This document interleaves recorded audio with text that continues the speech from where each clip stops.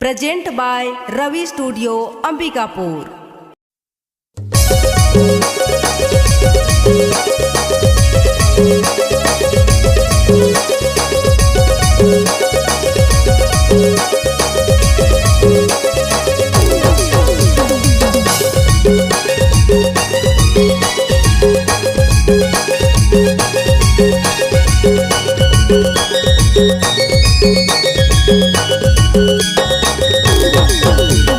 माया होगे माया होगे माया होगे रे, माया होगे माया होगे माया होगे रे, जबले मैं देखे तोला माया होगे रे, जबले मैं देखे तोला माया होगे रे।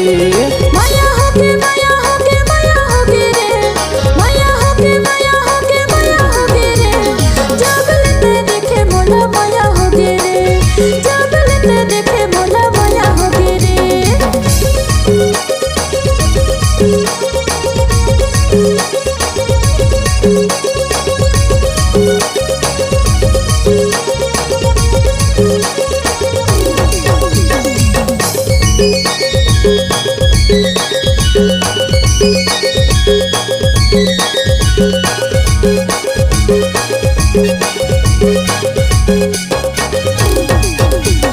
तोरे संगे जिंदगी बिताए ले हूँ रे, आए जना रानी बनाए ले हूँ रे।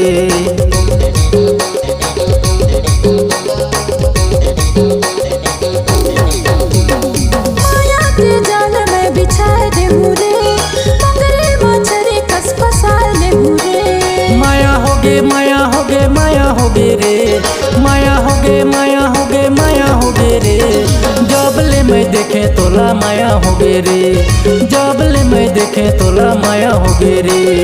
जबले मैं देखे मोला माया होगे रे, जबले मैं देखे मोला माया होगे रे।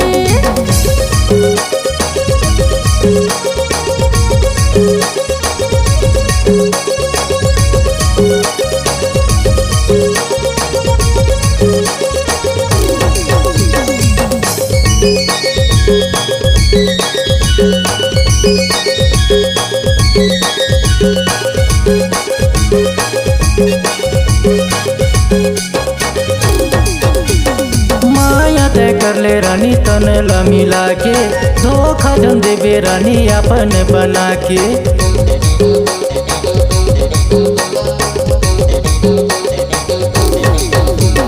जेठ भरले राजा रानी तय बना ले, मैं रहूं राजा तोर हृदय में बसा ले। माया होगे माया होगे माया होगे रे, माया होगे माया होगे माया होगे रे, जबले मैं देखे तोला माया होगे रे, जबले मैं देखे तोला माया होगे रे। जबले मैं देखे मोला माया होगे रे, जबले मैं देखे मोला माया होगे रे।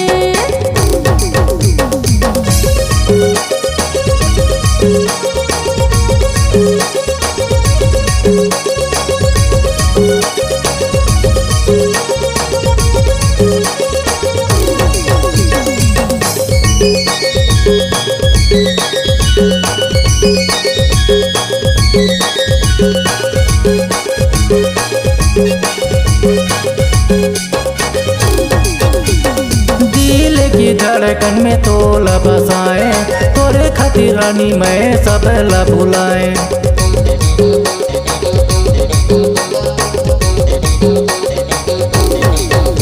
तोर बिना राजा मैं रहे नहीं पाऊं रे, तोला छोड़ के राजा कहीं नहीं जाऊं रे। माया होगे माया होगे माया होगे रे, माया होगे माया होगे माया होगे रे, जबले मैं देखे तोला माया होगे रे, जबले मैं देखे तोला माया होगे रे।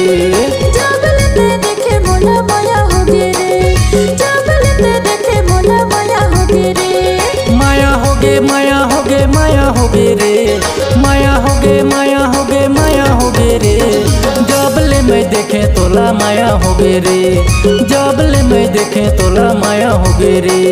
माया होगे माया होगे माया होगे रे, माया होगे माया होगे माया होगे रे, जबले मैं देखे मोला माया होगे रे, जबले मैं देखे मोला माया होगे रे। तोरे खातिर रानी मैं सब ला भुलाए। जबले मैं देखे मोला माया होगे खातिर रानी मैं सबला भुलाए।